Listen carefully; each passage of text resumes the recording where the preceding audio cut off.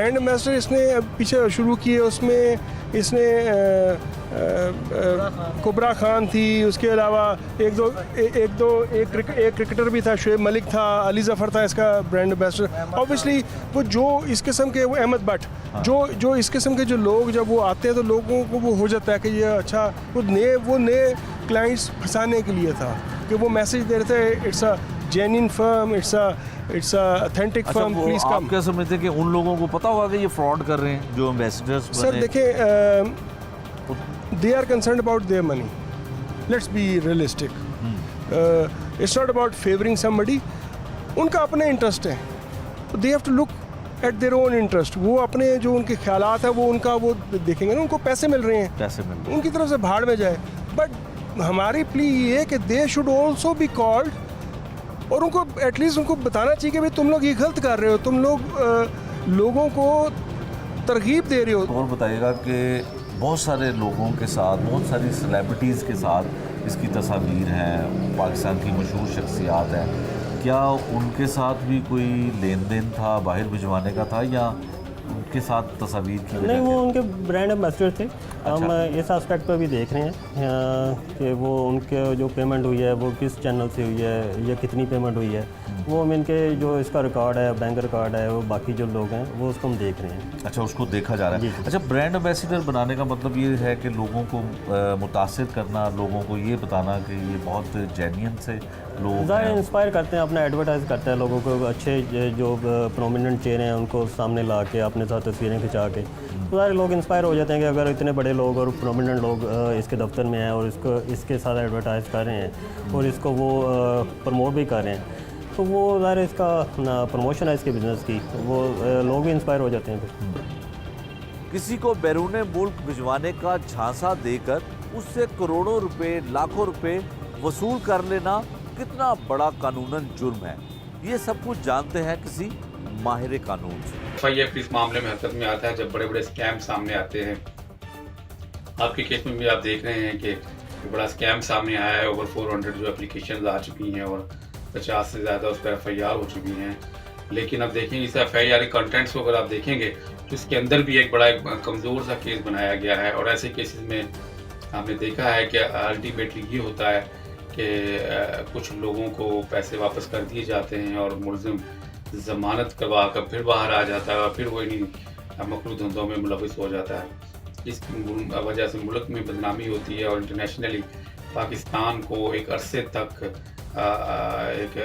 समझ लें कि रेड लाइन में रखा गया था कि पाकिस्तान से इलीगल इमिग्रेशन जो है वो हाई रेशो में है। ना ही हमारे कानून नाफिज करने वाले इदारे इस चीज़ का इदराक करते हैं और ना ही हमारे यहाँ कोई ऐसा रेगुलेटेड लॉ मौजूद है जो इन लोगों के बारे में बताए। और इसमें एक और सूरत हाल ये है कि 2002 में prevention of human trafficking proper एक ऑर्डिनेंस बनाया गया जिसकी 14 साल तक सज़ा थी जिस जराइम में, उसका भी कोई दफ़ा इन FIR में नहीं लगाई गई और सिर्फ जो दफ़ात लगाई गई हैं उनमें 5 या 7 मासूम शहरियों को बाहर ले जाकर इमिग्रेशन दिलवाने का झांसा देकर फ्रॉड करने वाला एक शख्स जो है वो FIA ने गिरफ़्तार भी किया है, और एक पूरी जो है इसमें टीम शामिल है। ये वो मुतासिर लोग हैं जिनके साथ फ्रॉड हुआ, लाखों रुपए की जो है इनसे भी रकम ली गई, और बताया जाता है कि अरबों रुपए का जो है वो फ्रॉड हुआ है बाहर भिजवाने के नाम पे। जी आप बताइए, आपका क्या नाम है और किस तरह से आप इस चुंगल में फंस गए और मुलजिम जो है वो FIA ने गिरफ़्तार किया, कुछ तफसील बताइए। जी, मेरा नाम अहमद है और 2019 में मैंने सिटीज़न सोल्यूशन कंपनी के नाम पे जुल्करनैन जो जिसका CEO है वो इसका ऑन करता है, तो वहाँ पे इनसे बात हुई। 2009 में इनका ऑफिस था, 19 में सदीक ट्रेड सेंटर में, फिर बाद में जो है ना कैनाल अजीज़ एवेन्यू में इनका ऑफिस आ गया था। तो इन्होंने बहुत सारे अपने ऑफिस बनाए सिटीज़न सोल्यूशन के नाम से, और ये प्योरली जो है ना फ्रॉड कर रहे हैं। और मेरे साथ ऐसा हुआ कि इन्होंने मेरे साथ जो है ना वो फ़ेक ID मेरी बनाई, मुझे फ़ेक ID शो कराते थे और उसमें मुझे बताते थे कि जी अब आपका प्रोसेस जो है वो कंटिन्यू है और अब आपके तकरीबन 6 महीने रहते हैं, अब आपके 3 महीने रहते हैं। तो जब इनसे मैं कहता कि मुझे स्टेटस जो है चेक कराएं, तो अपने लैपटॉप पे ये चेक कराते थे और उसमें जो है ना फेक इन्होंने प्रोग्राम बनवाए हुए थे, सॉफ्टवेयर हाउस बनवाए हुए थे, लोगों से बैकएंड पे काम करवाते थे और बैकएंड पे जो है वो हमें सॉफ्टवेयर दिखा के फेक आईडीज़ और फेक सारे रिज़ल्ट और स्टेटस दिखा के हमें जो है वो मुतमईन कर देते थे। लेकिन जब मैंने खुद इमिग्रेशन ऑस्ट्रेलिया वालों को कॉल करके चेक किया तो उन्होंने कहा कि जी आपके कोई भी केस लॉन्च नहीं हुआ। तो फिर मुझे शक पड़ा कि ये जो है वो बंदा फ्रॉड है और हमारे साथ जो है ये मेरे तकरीबन इसने 1 मिलियन के करीब जो है मेरे पैसे खाए हैं और इसी की वजह से मुझे हार्ट अटैक भी हुआ है, बाईपास हुआ है और पता नहीं हज़ारों लोगों की FIR। अच्छा, आप फैमिली के साथ कौन से मुल्क शिफ्ट होना चाह रहे थे? ऑस्ट्रेलिया के लिए। ऑस्ट्रेलिया के लिए? जी, ऑस्ट्रेलिया और के लिए पूरी किया फैमिली था। जाना चाह रही थी? पूरी फैमिली के साथ अप्लाई किया था। लेकिन कितना अरसा हो गया आपको पैसे दिए हुए और कब से ये प्रोसेस चल रहा था? तकरीबन 4 साल हो गए। हमें जो ये स्क्रीनशॉट और स्टेटस दिखाता था ना, हाँ। वो बिल्कुल ऐसे पूरे की पूरी कॉपी होती थी। ऑस्ट्रेलिया की जो वेबसाइट है उसकी पूरी कॉपी होती थी और हमें ऐसे दिखाता था कि बिल्कुल हमारा प्रोसेस ठीक हो रहा है। लेकिन जब वो मैंने ऑस्ट्रेलिया इमिग्रेशन वालों को कॉल करके चेक किया तो वहाँ से पता लगा कि आपका तो केस ही नहीं डला हुआ। ठीक है। और फिर इनसे हम कहते थे कि आप हमारे सिस्टम पे लॉगिन करके दिखाएं बजाय कि आप अपने सिस्टम पे करते हैं। तो उन्होंने कहा नहीं, हम आपको जो है ना वो हमारी प्राइवेसी है तो हमारी प्राइवेसी मुतासर होती है, इसलिए हम आपको अपने सिस्टम पे ही दिखाएंगे। ठीक है। अब लीगल पोजीशन क्या है? आपने FIA में दर्ज करवाई है और कितने लोग हैं जिनके साथ फ्रॉड हुआ? कोई मुताद अंदाजे के मुताबिक रकम कितनी होगी? सर तकरीबन 1000 के करीब एप्लीकेशन जा चुकी है FIA के पास? FIA लाहौर। और 100 के करीब FIR हो चुकी हैं इसके खिलाफ। अच्छा जी, आप लीजिए माइक। आप बताइए कि आपका कौन से शहर से ताल्लुक़ है और आपका नाम क्या है? आपके साथ क्या? लाहौर के करीब ही मेरा ताल्लुक ही है। तो मैं बेसिकली फैमिली इमिग्रेशन के लिए ही अप्लाई किया था। हाँ। फैमिली इमिग्रेशन के लिए। कौन से तो मुल्क के लिए? कनाडा के लिए। अच्छा। तो इस 2021 में एप्लीकेशन प्रोसेस के लिए इनके पास हाजिर हुए थे। तो मिसिस ने कहीं इंटरनेट से देखा, सोशल मीडिया से, तो थोड़े से कमेंट्स देखे तो इनके पास चले गए।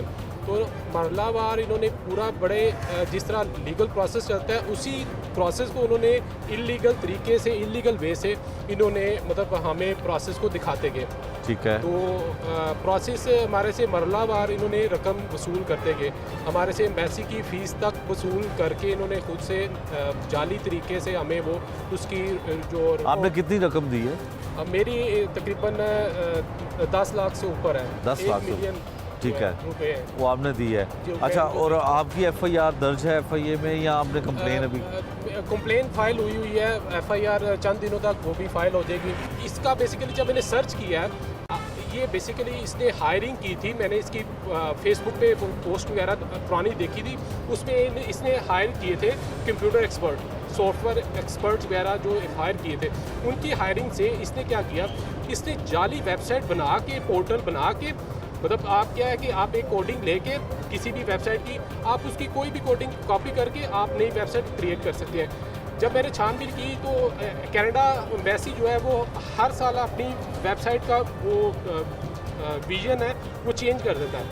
उसके हमेशा वो न्यू स्टाइल में उसका वो पोर्टल शो होता है। तो इसके पास जो पोर्टल सेव है वो आज से 2 साल पुराना पोर्टल सेव है, जिस पे हमें वो प्रोफाइल एडिट करके वो जाली प्रोफाइल बना के हमें वो शो करवाता रहा और वो स्क्रीन शेयरिंग करवा के हमें वो हमारे से पैसे वो वसूल करता रहा। यही जब मैंने निकाली वेबसाइट देखी, उसको कंपैरिजन किया, तो तब इससे जब पूछना शुरू किया इनसे तो इन्होंने आगे से धमकियाँ लगानी शुरू कर दी। ये मामला जो है ये तो बड़ा सीवियर मामला है। अब पढ़े लिखे एजुकेटेड लोग जो हैं उनको ये पता नहीं कितनी मेहनत से हम कमाई कर रहे हैं और उनकी कमाई को ये मतलब ये लोग आराम से खा रहे हैं। बात मतलब 2 साल हो गया अरसा ये कि 2 साल में ये 10 लाख हमें पता है। मैं समझता हूँ कि मेरे 4-5 साल की बचत जो है वो मतलब वो बंदा खा गया, मेहनत की मजदूरी की कमाई।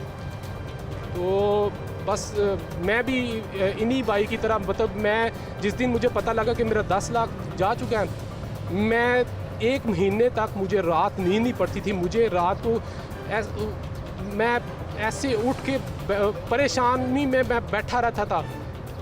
तो ये मेरी हालत थी बस। कुछ मुतासरीन और हैं जी हमारे साथ जिन्होंने बाहर जाने का ख्वाब देखा और पैसे बटोर के और फ्रॉड करने वाला गिरोह जो था वो इनके ख्वाब चकनाचूर कर गया।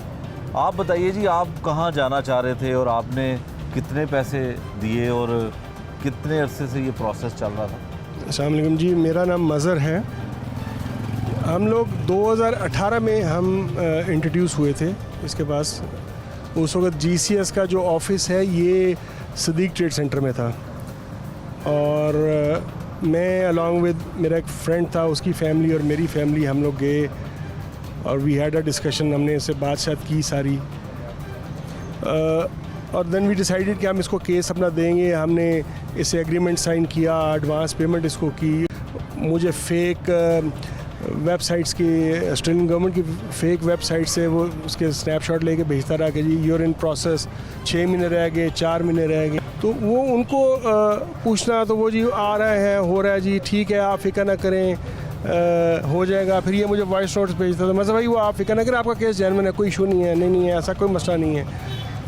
एनी हाउस वो ये सिलसिला चलता रहा। अल्टीमेटली इससे मुझे कहा जी वो आप 15 लाख रुपए और दे दें। पहले कितने दे चुके थे? मेरा जी तकरीबन वैसे जो मैंने एविडेंस लगाया है वो 28 लाख और 70 हज़ार रुपये का है, और लेकिन वो 10-12 लाख रुपए और इसके अलावा मेरा लगा हुआ 3.5-4 मिलियन की अमाउंट है जो गई हुई है। 28 लाख 70 हज़ार के मैंने एविडेंस FIA वालों को दिए हैं। फिर मैं आफ्टर 10-15 डेज़, आप तो गायब ही हो गए थे, मैं कहा यार 15 लाख रुपये को ऐसा तो नहीं कुछ हाथ में जेब में रखा निकाल के दे दूँगा, अरेंज करना होता है। मैंने कहा आप इस तरह है कि मुझे ना ID पासवर्ड दें, मैं अभी लॉगिन करता हूँ ईमेल अकाउंट में, मैं चेक करता हूँ, मेरा अगर स्टेटस उस पर ठीक है अभी आपको यहाँ पर 15 लाख रुपये ट्रांसफ़र करता हूँ, मेरे फ़ोन से ट्रांसफ़र हो जाएंगे, 2 मिनट लगेंगे। नहीं वो ऐसे तो नहीं हो सकता मज़हर भाई, ऐसे तो नहीं हो सकता। खैर वो लटका लटकू दिया, फिर वो अच्छा आप बैठे मैं आता हूँ, और उसके बाद दफ्तर से गायब हो गए। लास्ट जो इसके मैनेजर से मुलाकात मेरी हुई कि जी वो मज़हर भाई वो कहते हैं जी आपने 15 लाख रुपये देना है। मैंने कहा वो कसम तो नहीं लिखी कि 15 लाख रुपये देना है। हाँ, as per agreement I have paid you everything. उसके हिसाब से मैंने आपको ये 1.5-2 लाख रुपए जो आपका बैलेंस है मेरे पास पड़ा हुआ है। चलो मैंने 15 भी दिया। मैंने कहा मैं अपना लैपटॉप लेके आया हूँ, आप इसमें ID पासवर्ड डालो, ईमेल अकाउंट मैं खोलता हूँ, ID पासवर्ड डालो, मुझे मेरे लैपटॉप के ऊपर स्क्रॉल करके दिखा दो कि मेरा स्टेटस है। ठीक है, मैं तुम्हें 15 लाख रुपए देता हूँ। नहीं हो सकता। आप इस तरह है कि हम किसी थर्ड पर्सन को बीच में इन्वॉल्व कर लेते हैं। मैं कहा जी थर्ड पर्सन मुराद, हम किसी तीसरे बंदे को हम आपका दिखा देते हैं। मैं कहा क्यों भाई, पैसे मैंने दिए हैं, मुझे दिखाओ, मेरा केस है, मैंने पैसे देने हैं, मैं आपसे कोई अननेसेसरी डिमांड तो कर नहीं रहा। मैं आपको कह रहा हूँ कि यार आप मुझे ये मेरा ID पासवर्ड दो, पोर्टल मेरा खोलो, मैं उसमें से देख लेता हूँ, रिव्यू कर लेता हूँ। अगर तो चीज़ें ठीक हैं तो यार तुम्हें एतराज़ नहीं होना चाहिए, मैं तुम्हें दे देता हूँ। अच्छा जी, हम पूछ के बताएंगे। उसके बाद से वो उन्होंने भी मेरे साथ रब्ता बिल्कुल वो छोड़ दिया। ब्रांड एम्बेसडर इसने पीछे शुरू किए, उसमें इसने कुबरा खान थी, उसके अलावा एक क्रिकेटर भी था, शुएब मलिक था, अली ज़फ़र था इसका ब्रांड एम्बेसडर। ऑब्वियसली वो जो इस किस्म के, वो अहमद भट्ट, जो इस किस्म के जो लोग जब वो आते हैं तो लोगों को वो हो जाता है कि ये अच्छा वो नए क्लाइंट्स फंसाने के लिए था कि वो मैसेज दे रहे थे it's a genuine firm, it's a authentic firm, please come. आप क्या समझते हैं कि उन लोगों को पता होगा कि ये फ्रॉड कर रहे हैं जो एम्बेसडर्स बने? सर देखें, they are concerned about their money, let's be realistic. It's not about favouring somebody. उनका अपने इंटरेस्ट है, they have to look at their own interest. वो अपने जो उनके ख्यालात है वो उनका वो देखेंगे ना, उनको पैसे मिल रहे हैं, पैसे मिल रहे हैं, उनकी तरफ से भाड़ में जाए। बट हमारी प्ली ये है कि they should also be called, और उनको एटलीस्ट उनको बताना चाहिए कि भाई तुम लोग ये गलत कर रहे हो, तुम लोग लोगों को तरगीब दे रहे हो। उससे पहले 2 दिन पहले, इसकी गिरफ्तारी से 2 दिन पहले मैंने FIA में दरख्वास्त दे दी थी इनके डायरेक्टर ऑफिस जाके। वो भी मुझे एक दोस्त ने कहा कि नहीं यार तू दरख्वास्त दे तो फिर हम देखते हैं, क्योंकि मैंने कुछ लोग बीच में डाले थे इन्फ्लुएंशियल, कुछ इसके महल्लेदार थे इन्फ्लुएंशियल लोग, उनको बीच में डाला था कि जो पंचायत वाले होते हैं कि यार ये मसला सॉर्ट आउट करवाएं, तो फिर वो उनको भी इससे थोड़ी सी तड़ी दिखाई कि ना, तो वो इन्होंने मुझे कहा कि जी आप जो है वो आप FIA में एक दरख्वास्त दे दें। वो मैंने दरख्वास्त दे दी थी, वो 2 दिन बाद ये पकड़ा गया। देन आई वेंट ओवर, पेश हुआ, जाके मैंने फिर एविडेंस दिए, सारे एविडेंस, बैंक की ट्रांजैक्शन, शुक्र है मैंने सारी पेमेंट बैंक से की। हाँ, स्वाय एक अमाउंट के जो 8 लाख रुपए की थी, वो मेरे घर से आके लेके गया था। तो मेरे पास उसकी शहादत थी, एविडेंस था, किसी के सामने मैंने पैसे दिए थे। वो फिर मैंने एविडेंस को बुलाया, उसको बंदे को उसने आके अपना एविडेंस रिकॉर्ड करवाया। ठीक है, वो सारा कुछ उन्होंने वेरीफाई करने के बाद फिर अल्लाह का शुक्र है कि मेरी आपके एविडेंस पूरे हाँ। हैं। अच्छा जी, आप लीजिए माइक। और आप कहाँ जाने का ख्वाब देख रहे थे और क्या हुआ? को मेरा नाम जबार अली है, तो मैंने कनाडा का इनसे के साथ किया था।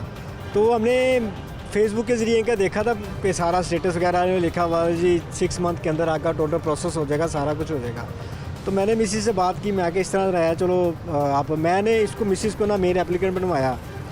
तो हम ऑफिस चले गए, तो उन्होंने सारा कुछ बताया कि आपका प्रोग्राम ऐसे होगा, पाइल्स ऐसे करें, 6 बैंड लें, आपका हम ऐसे प्रोसेस करेंगे। तो हम वो बातों में आ गए। तो उन्होंने कहा जी हम आपसे 3 लाख कंसल्टेंसी लेंगे। ये मेरे को 2020 की दिसंबर 2020 में मेरा रब्ता हुआ था। तो मैंने मिसेस के साथ गए, उनके सारा हमारी डील हो गई 3 लाख कंसल्टेंसी की। हमने वो मिसेस के साथ गया, वहाँ पे वो कुछ आकर 1 लाख रुपया दिया। तो उन्होंने ऊपर गई, ऊपर जा कुछ स्लिप जो भी उन्होंने स्लिप ला के दे दी हमें। तो फिर बाद में कहते आपके डॉक्यूमेंट की वेरिफिकेशन करवानी है, तो उसके लिए कुछ पैसे चाहिए। तो वो HEC से करवानी थी। मैं कहा चलिए, उससे भी कुछ पैसे लिए मुझे, वो भी ले लिए। फिर कुछ देर बाद उन्होंने मतलब कुछ महीना 2 महीने गुजरे, उसके बाद जी आपकी वेस्ट करवानी है, वेस्ट के लिए पैसे चाहिए। फिर हमने वेस्ट के पैसे दिए। उसके लिए मैंने कहा जो हमने उसको पैसे देते रहे ना, वो स्टेप बाय स्टेप जैसे जैसे मांगते रहे कि जी आपका वेस्ट करवानी है, वेस्ट भी आ गई है। तो उन्होंने स्लिप सेंड की कि आपको ये डॉक्यूमेंट चाहिए, FRC MRC, और हमने वो उसको बैंक स्टेटमेंट वगैरह जो भी उन्होंने कहा था हमने वो प्रॉपर उसको डॉक्यूमेंट दिए। उन्होंने कहा जी BC में अप्लाई करने के लिए आपको जो है ना उसकी फ़ीस होती है नॉमिनेशन की, वो आपने देनी है। हमने उसकी भी फ़ीस दी। मतलब कि वो स्टेप बाय स्टेप हमसे ना पैसे मांगते रहे। और लास्ट जो है ना वो हमें वो फेडरल का ITA का आया था, फेडरल का, उसकी जो फ़ीस है ना वो बन गई आपकी 6 लाख रुपया। वो मैंने डायरेक्ट जो है ना जुल्कुरनैन को दी थी। टोटल कितने पैसे आप दे चुके? मेरा कुछ 10,15,300 रुपया तकरीबन बन गया। अच्छा। तो मुझे लगा मुझे ना किसी इन्हीं के एक बंदा था, तो उससे मुझे कहा ये ना कुछ वेब मिरर का ही होता है, मुझे डोंट नो कि वेब मिरर क्या चीज़ है। तो ये उससे ये काम करते हैं। फिर मैंने अपने एक साले को लेके गया कि यार ये देखे जाके, मैं क्या मुझे वो चीज़ दिखाओ, मेरा अगर नॉमिनेशन है मुझे दिखाओ। कहते हैं आ जाओ। मैं इनके दफ्तर गया, तो मैंने जाके ऑफिस में जाके उन्होंने अपने लैपटॉप के ज़रिए ना हमें वो सारा कुछ दिखा दिया। ये आपका नॉमिनेशन आ गया है, ये आपका जो है ना फेडरल ITA आ गया है, ये आपके सारा मुझे दिखाया। मैं कहा जी मुझे लॉगिन पासवर्ड दें। कहते नहीं वो हम जो है ना लॉगिन पासवर्ड नहीं दे सकते, वो थर्ड पार्टी से हम करवाते हैं। जब तक हम जो है ना वो प्रॉपर काम नहीं ना होता, और तब तक हम जो है ना वो आपको लॉगिन पासवर्ड नहीं दे सकते। हाँ, जब आपका वीज़ा लग जाएगा फिर हमको सब कुछ दे देंगे। तो इसी सिलसिले में वो फेडरल है वो दे दिया। अब मैं इसी वेट में था कि मेरा वो मेडिकल की मेल आनी, तो उन्होंने कहा 6 महीने बाद, 4 से 6 महीने लगते हैं आपकी मेडिकल की मेल आएगी। बस वो पता चला कि वो ये FIA में जो है ना वो गिरफ़्तार हो गया। तो फिर वो मैंने FIA में एप्लीकेशन दी, तो उन्होंने मुझे स्टेटमेंट वगैरह लिखवाई है। अभी तक वो स्टेटमेंट आया, अभी FIR पता नहीं हुई है नहीं, वो मैं दोबारा जाऊँगा मुझे पता चलेगा वो क्या सीन है। लेकिन ये पता चला उन ऑफिस से भी पता चला कि ये टोटली फेक है, किसी किस्म का केस ही अप्लाई नहीं करते। तो कोशिश यही है कि FIA हमारे साथ ताउन करे, हमारे जो पैसे रिफंड करवाएं इनसे सारे जो है, तो मेरे तो कमाई है। इमरान भट्टी साहब हैं जी हमारे साथ, जो FIA की टीम की जानिब से इसकी इंक्वायरी हो रही है उस टीम का हिस्सा है। इनसे पूछते हैं कि जो जुल्करनैन समेत ऐसे कई मुलजिम हैं, कई ऐसे लोग हैं जो मासूम शहरियों को बैरून मुल्क भिजवाने का झांसा देकर लाखों नहीं करोड़ों रुपए की रकम बटोरते हैं। बहुत शुक्रिया इमरान साहब आपका। इमरान साहब, बहुत बड़ा स्कैम एक पकड़ा FIA ने, और पता ये चला कि 400 से भी ज़्यादा इंक्वायरी हैं और काफ़ी सारी FIRs हैं। कुछ थोड़ी डिटेल बताइए कि मामला है क्या? ये एक मुलज़म है, वो अपना कारोबार कर रहा था ग्लोबल इन्वेस्टमेंट के नाम से, और इसने कोई अपने 3-4 दफ्तर बनाए हुए थे। फेज 6 में भी था, गुलबर्ग में 2 दफ्तर थे, गार्डन टाउन में भी था, मुख्तलिफ नामों से ये काम करता था। बेसिकली ये लोगों को कहता था कि हम आपको ऑस्ट्रेलिया और कनाडा की इमिग्रेशन के लिए आप हमें अप्लाई करें, और ये कंसल्टेंसी उसको प्रोवाइड करता था। लेकिन कंसल्टेंसी की आड़ में ये फिर उनके जो वीज़े थे, उनके जो डॉक्यूमेंट थे वो भी तैयार करना, उनके वहाँ पर उनको नौकरियों का झांसा देना और नौकरियों का झांसा देकर फिर उनसे जो पैसे बटोरना, ये उसका फिर काम था। ये कोई पिछले 2 साल से कर रहा था। फिर हमारे पास कंप्लेंट्स आई तो फिर हमने इसके कार्रवाई की और इसको रेड करके हमने पकड़ा और इसके दफ्तर को भी सील किया। और अब इसके ख़िलाफ़ कोई हमारे पास 32 FIRs रजिस्टर्ड हो चुकी हैं इस थाने में, FIA में। ठीक है। और मोर दैन 400 इंक्वायरीज़ हैं। हम उसकी जो सारे कंप्लेंट्स को भी देख रहे हैं, उसको वैल्यूएट भी कर रहे हैं। और ये हमारे पास अभी दोबारा हम इसको फिज़िकल रिमांड पर है। और मुताद अंदाजे के मुताबिक कितने का फ्रॉड है लोगों के साथ, कितनी रकम है और इसका तरीकाकार जो है वो क्या था? लोग इतने मासूम हैं कि इसके झांसे में आ जाते हैं? जो अब तक अपने को अंदाज़न इसके जो एग्रीगेट किया है जो अमाउंट का, वो 18 करोड़ के करीब है। अच्छा। जो स्कैम आ गया। अब लोग जो इसके चांसे में आते थे वो सारे वो लोग पढ़े लिखे लोग हैं जो इमिग्रेशन हासिल करने के लिए और यहाँ से पाकिस्तान से जाने के लिए तैयार हैं। मतलब ये सारा जो ब्रेन ड्रेन है और जिनके पास पैसा भी है। अब ये क्योंकि लोगों के पास पैसा होता है तो ये लोगों को झांसा देता है कि मैं आपकी एक तो कनाडा में और ऑस्ट्रेलिया में इमिग्रेशन करवाऊँगा। अब कनाडा की इमिग्रेशन का जो टाइम स्पैन है वो 18 महीने है। 18 महीने जब ये इनिशिएट करता है तो वो ज़ाहिर अपना उनसे वो पैसे ले लेता है और हर एक से जो पैसे लेता है वो मोर दैन 1 मिलियन है। सेटअप भी बहुत अच्छे बनाए हुए थे। लोग इंस्पायर भी हो जाते थे। उस इंस्पिरेशन में ही वो फिर अपने पैसे भी दे देते थे। क्योंकि 18 महीने जब लग जाता है तो वो उस टाइम स्पैन में वो एक तो टाइम काफ़ी ज़ाया हो गया होता है और ये उन जो लोगों के पैसे हैं उसको वो यूज़ कर लेता है, वो अपने मकसद के लिए यूज़ कर लेता है। लोगों को इसने 1-2-3 सिस्टम बनाए हुए थे। लोगों को बस बता देता था कि जी आपका काम हो रहा है, अंडर प्रोसेस है। उनको उनके जो पासवर्ड है ताकि वो ख़ुद अपना उस सिस्टम में जा पे अपने जो एप्लीकेशन का स्टेटस है उसको चेक कर लें, ये उनको प्रोवाइड ही नहीं करता था। क्योंकि अगर इसने कनाडा में इमिग्रेशन के लिए अप्लाई किया और उस गवर्नमेंट को साथ इसकी लाइजनिंग है तो ज़ाहिर है आपका भी जो कंप्लेनर का हक है कि वो अपने उस केस की स्टेटस को देखे कि उसका स्टेटस कहाँ तक पहुँच गया है। ऑस्ट्रेलिया का हो या दीगर ममालिक का हो, कुछ इस तरह से जिस तरह से आपने बताया कि उसके ऑफिस में जाके आप स्टेटस देख सकते थे, किसी और जगह पर वो स्टेटस नहीं देखा जाता। इसका मतलब इसने जो बाहर के ममालिक हैं उनकी फेक ID वो भी बना रखी है। तो और बताइएगा कि बहुत सारे लोगों के साथ, बहुत सारी सेलिब्रिटीज़ के साथ इसकी तस्वीर हैं, पाकिस्तान की मशहूर शख्सियात हैं। क्या उनके साथ भी कोई लेन देन था, बाहर भिजवाने का था या उनके साथ तस्वीर की? नहीं, वो उनके ब्रांड एम्बेसडर थे। हम इस एस्पेक्ट पर भी देख रहे हैं कि वो उनके जो पेमेंट हुई है वो किस चैनल से हुई है या कितनी पेमेंट हुई है। वो हम इनके जो इसका रिकॉर्ड है, बैंक रिकॉर्ड है, वो बाकी जो लोग हैं वो उसको हम देख रहे हैं। अच्छा, उसको देखा जा रहा है। अच्छा, ब्रांड एम्बेसडर बनाने का मतलब ये है कि लोगों को मुतासिर करना, लोगों को ये बताना कि ये बहुत जेन्युइन से लोग ज़ाहिर इंस्पायर करते हैं, अपना एडवर्टाइज़ करता है लोगों को। अच्छे जो प्रोमिनेंट चेहरे हैं उनको सामने ला के अपने साथ तस्वीरें खिंचा के तो सारे लोग इंस्पायर हो जाते हैं कि अगर इतने बड़े लोग और प्रोमिनेंट लोग इसके दफ्तर में हैं और इसके साथ एडवर्टाइज़ कर रहे हैं और इसको वो प्रमोट भी कर रहे हैं तो वो ज़ाहिर इसका प्रमोशन है इसके बिज़नेस की, वो लोग भी इंस्पायर हो जाते हैं फिर। बड़ी साहब, हमारे देखने वालों के लिए ये बताइए कि जुल्करनैन और इस तरह के लोग जो लोगों से पैसे बटोरते हैं, रकम बटोरते हैं, उनसे कैसे बचा जा सकता है और लीगल वे है क्या? ये कानूनी तौर पे इस तरह का कारोबार भी कर सकते हैं? बेसिकली ओवरसीज़ एम्प्लॉयमेंट प्रमोटर हैं जो लोगों की जो एम्प्लॉयमेंट है बाहर के मुल्कों से वो जनरेट करते हैं, वो डिमांड लेके आते हैं, उसको एडवर्टाइज़ करते हैं और प्रॉपर तरीके से उसको प्रोटेक्टर ऑफ इमिग्रेंट की तरफ से वो प्रोटेक्ट होता है उसका वीज़ा, ठीक है, और उसके बाद वो जाते हैं। हमारी ये गुजारिश है कि जो भी लोग बाहर जाना चाहते हैं वो ओवरसीज़ एम्प्लॉयमेंट प्रमोटर जो गवर्नमेंट की तरफ से रजिस्टर्ड हैं उनके थ्रू जाएं, ताकि अगर वो उनके वीज़े में या उनके अंडरटेकिंग जो उसके साथ हुई है अगर उसमें कोई वायलेशन होती है तो हम उसके खिलाफ कानूनी कार्रवाई भी कर सकते हैं और वो पैसे भी रीज़नेबल होते हैं। लेकिन अगर आप कंसल्टेंसी या इस तरह के आड़ में लोगों के पास जाएंगे जिन्होंने अपने दफ्तर एक अच्छे बना लिए हैं, वो सिर्फ इंस्पायर करते हैं लोगों को, वो सिर्फ पैसा ठगने की हद तक है। उनकी परसेंटेज जो है वो बहुत कम है। बेसिकली उनका मेन पर्पज़ होता है उनको पैसा लोगों से ठग लें।